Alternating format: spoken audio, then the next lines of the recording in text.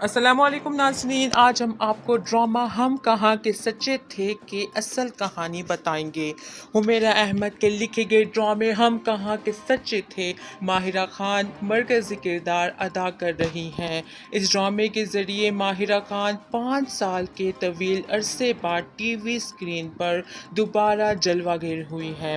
اداکارہ عثمان مختار، کبریٰ خان، ہارون شاہد، شمیم ہلالی، زینب قیوم، ہما نواب، عمیرہ رانا، دیگر اداکار اہم کردار ادا کر رہے ہیں۔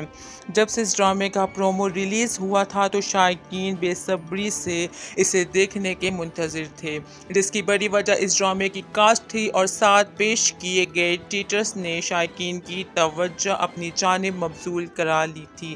ڈرامے کی کہانی 3 قصوں کے درمیان گھومتی نظر آ رہی ہے، جسے لو ٹرائی اینگل بھی کہہ سکتے ہیں، جبکہ دوسری جانب ڈرامے کا اہم پہلو یہ بھی ہے کہ معاشرے کا رویہ انسان کے نفسیات پر کس قدر اثر انداز ہوتا ہے۔